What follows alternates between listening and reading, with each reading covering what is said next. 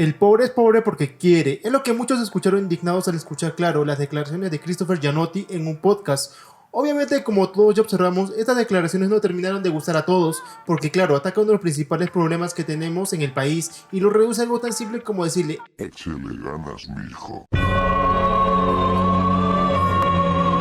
Sí, soy muy crudo en esto. Este falso discurso mediocre de ay, no tenemos las mismas oportunidades. Tenemos, eso es algo que tú te tienes que generar y eso es lo que la gente no entiende y durante tantos años nos han mentido. Podemos declararlo totalmente culpable de dar declaraciones polémicas, pero que dentro de todo, si se hace un análisis más real, podemos sacar datos y opiniones más interesantes sin quedar claro en el argumento de que el pobre es pobre porque quiere. Porque realmente en este mundo, ¿quién desea ser pobre? El pobre es pobre porque quiere. Ya no quiero ser pobre. Gracias, Carlos. Obviamente nadie, todos buscamos superarnos y ser mejores en esta vida, o en otros casos simplemente intentan mostrar una vida que no les pertenece comprando productos que les da estatus como podría ser un iPhone. Esta es la realidad de muchas personas, y es que en la búsqueda de mostrar una mejor vida se llenan de deudas tratando de comprar objetos que llenen esa necesidad de mostrarle al mundo que su condición no es de clase baja o media, sino que son mejores que otros. Distritos en Lima como San Juan de Lurigancho, San Martín de Porres y Comas son los distritos con mayor cantidad de personas en condición de morosidad de todo el Perú. Solo en estos distritos se acumulan más de 590.000 de los 3 millones de morosos que hay en la capital. Es una cifra de proporciones bíblicas totalmente. Obviamente este es nuestro primer problema a entender. ¿Por qué a la gente le gusta endeudarse?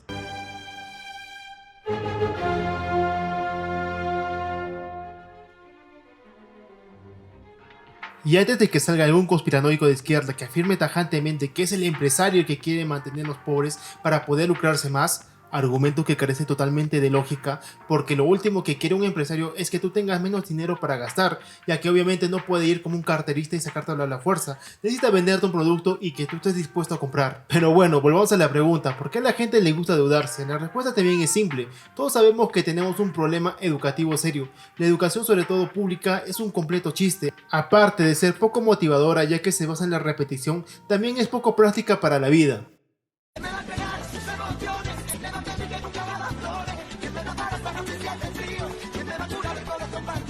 Es obvio que una persona con cero conocimiento sobre lo importante que son las finanzas no va a saber manejarlas de manera correcta. Casos de épocas de bonanzas en la familia son más comunes de lo que parecen.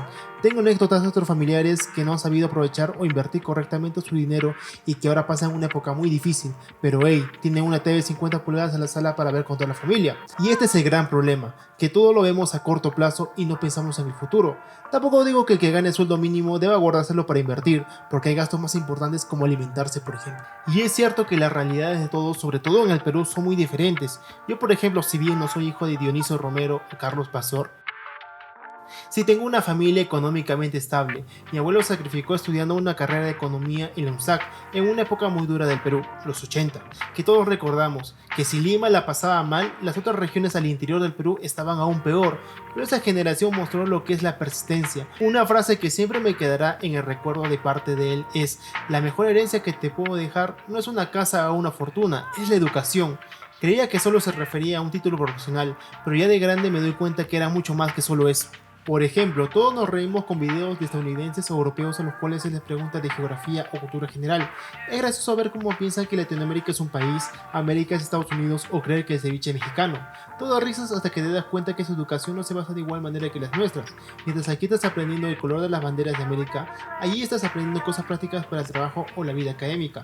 Porque al ser la educación universitaria tan cara, o te conformas con conseguir una beca, o naces en una familia que pueda pagarte los estudios, o simplemente te metes a trabajar, para lo cual existen también las universidades comunitarias de 2 años. Y más allá de que haya gente que vea esto como algo negativo, sobre todo gente de izquierda que cree que la universidad es un derecho universal al cual todos debemos acceder, cosa que no es así, debido a que una sociedad no se mueve por los profesionales, se mueve por los técnicos, algo que nos lleva al siguiente punto: la cantidad excesiva de profesionales en el país.